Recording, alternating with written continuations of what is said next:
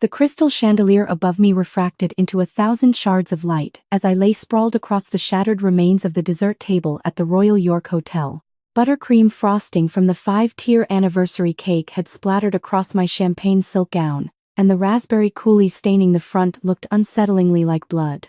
250 guests from Toronto's Bay Street elite stood frozen in a semicircle, their flutes of Veuve Clicquot suspended halfway to their lips, watching the woman who had just been publicly destroyed.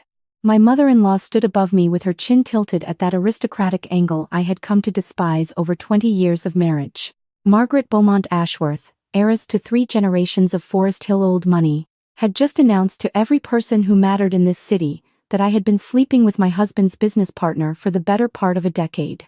My husband, Charles, stood beside her, with his hand still raised from where he had shoved me backwards, his face a mask of betrayal and fury that I had never seen in all our years together. I should have been weeping. I should have been begging. I should have been doing what every woman in this ballroom expected me to do, which was crumble into the kind of elegant feminine collapse that would confirm my guilt to everyone watching. Instead, a small sound escaped my lips. Then another. And then, to the horror of every guest present, I began to laugh. It was not hysterical laughter. It was not the nervous giggle of a woman coming undone. It was low, measured, and cold, and it filled the marble ballroom with an echo that made the string quartet stop playing mid-phrase. My husband's raised hand trembled. His mother's perfectly lacquered face drained of color beneath her diamond earrings. And somewhere near the back of the room, I saw the man I had been waiting for reach into his jacket pocket and nod at me across the sea of stunned faces. I let the laughter fade slowly, pushing myself up on one elbow amid the ruined pastries, and I looked directly at the woman who had spent 3 years trying to destroy me. "Oh, Margaret," I said quietly, and my voice carried in that silent room the way a knife carries through silk. "You should never have made it a public event." To understand how a 43-year-old architect from Rosedale ended up covered in cake at her own 20th anniversary party, laughing like she had won something, I need to take you back 3 years to a rainy afternoon in September when I first realized that my husband of nearly 2 decades was no longer the man I had married. I had come home early from a site visit in Mississauga. The project was a heritage restoration in the distillery district, and I had been exhausted from arguing with the preservation board. I wanted nothing more than to curl up on the Chesterfield with a mug of red rose tea and the novel I had been trying to finish since Victoria Day weekend. Instead, I walked into my own kitchen and found Charles standing at the window, staring at nothing, with tears streaming down his face. This was not a man who cried. Charles Ashworth was the 3rd-generation CFO of his family's investment firm, a man who had negotiated leveraged buyouts during the 2008 crash without breaking a sweat. In 20 years of marriage, I had seen him cry exactly twice, once at his father's funeral and once when our daughter was born. But there he stood, a grown man weeping silently at the kitchen sink, and when I touched his shoulder, he flinched away from me like I had burned him. "Charles, what's wrong?" He turned to look at me, and for a moment, a single unbearable moment, I saw something flicker behind his eyes that looked almost like a plea. And then it was gone, replaced by a flat, faraway expression I had been seeing more and more often over the past several months. "Nothing, Diana. I'm fine. I was just thinking about Dad." His father had been dead for 4 years. That night I lay awake beside him and listened to him breathe, and I counted back the months to when things had started to change. It was after he had begun seeing the therapist, the one his mother had recommended. Dr. Alistair Penrose, a distinguished-looking man with offices in Yorkville and a reputation for treating the anxieties of wealthy Torontonians. Margaret had insisted Charles see him after his father's death, saying he needed professional help with his grief. And Charles had resisted at first. But Margaret had a way of wearing people down, and eventually my husband had begun making the weekly trek to those leather-chaired sessions on Hazelton Avenue. That was 18 months before I found him crying in our kitchen. 18 months during which my husband had slowly, almost imperceptibly, become someone I did not recognize. He had grown distant with our daughter, Eleanor, who was away at McGill studying art history. He had started dismissing my opinions at dinner parties, something he had never done before. He had begun deferring to his mother on every decision, from which cottage to rent in Muskoka that summer to whether we should attend my own sister's wedding in Halifax. And he had stopped touching me. Not all at once, but in that slow, terrible way that a marriage dies when nobody will admit it is dying. I started paying attention after that night in the kitchen.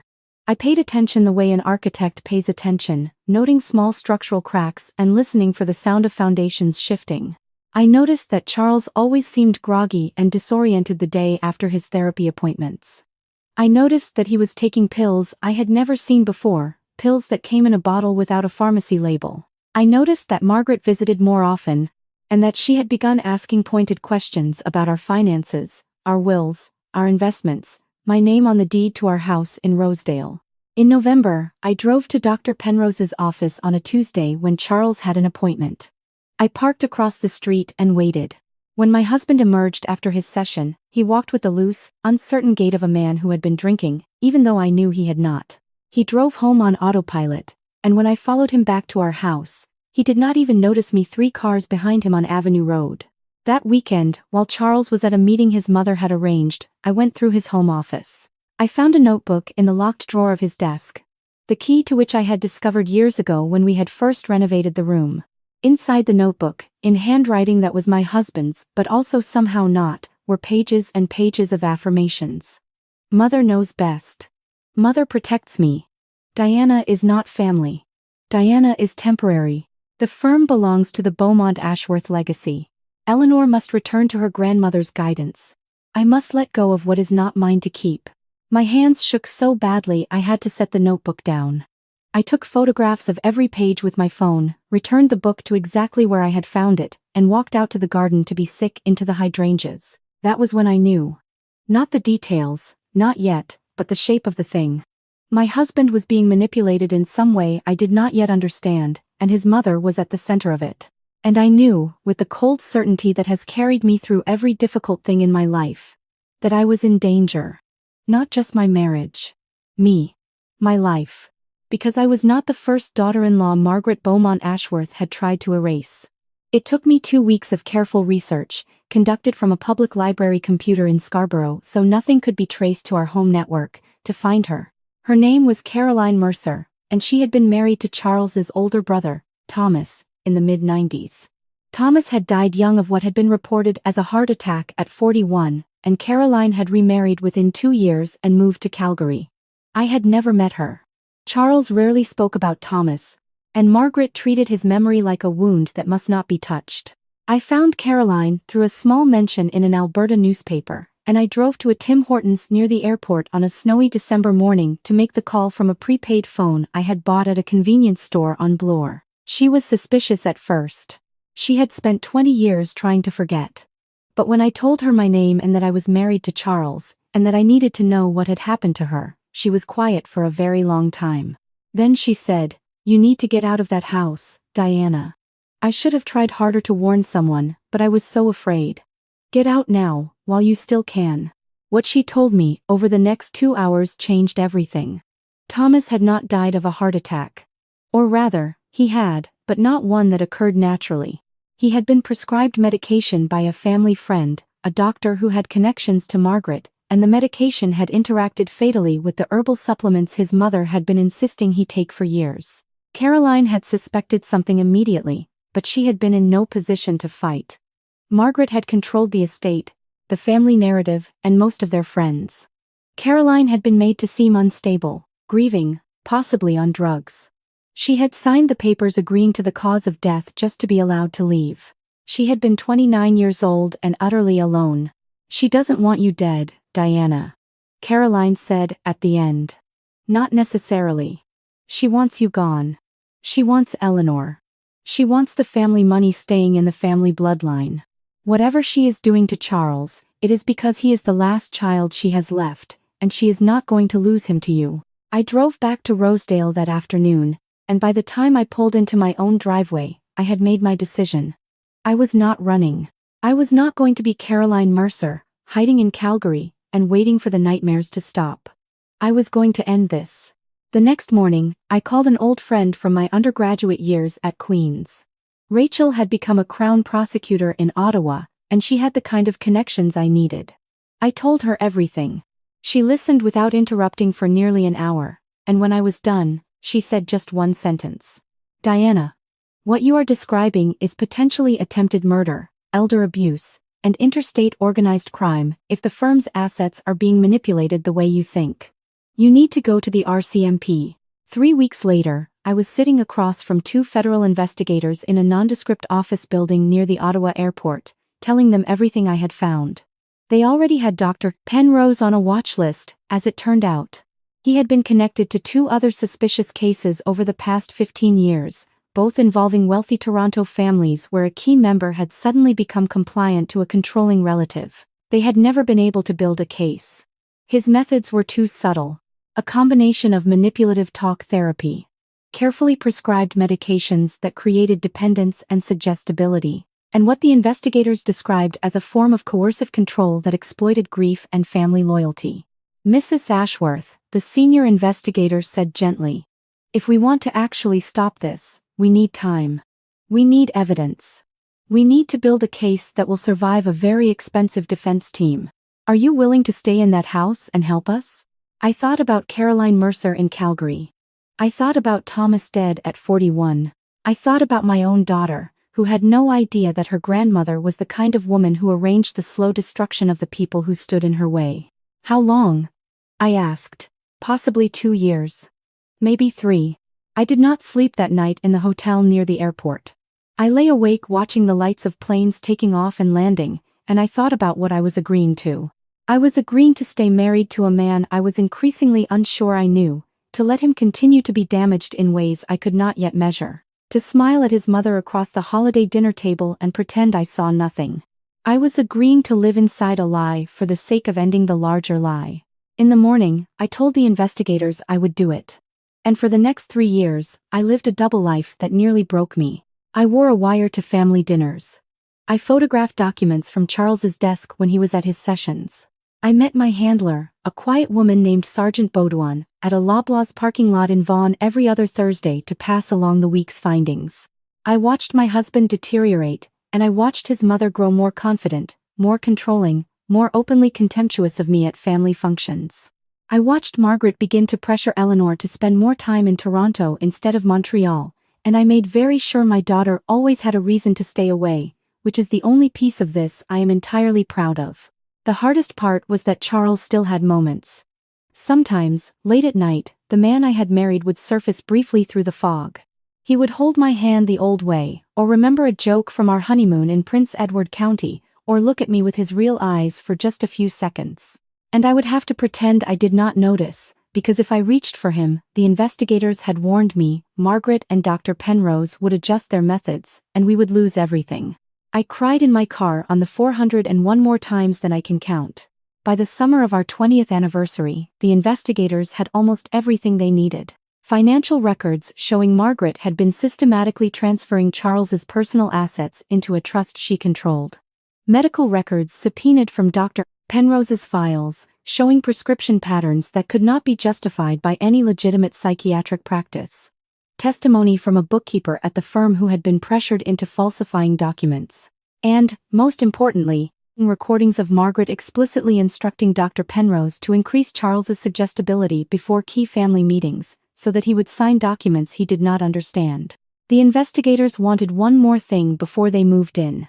They wanted Margaret to publicly commit to her narrative about me, on record, in front of witnesses who could be subpoenaed. They wanted her to go so far that she could not walk it back. And they asked me if I could provoke her into it. The anniversary party at the Royal York was my idea. I told Margaret I wanted a grand celebration, something befitting 20 years of marriage into her family.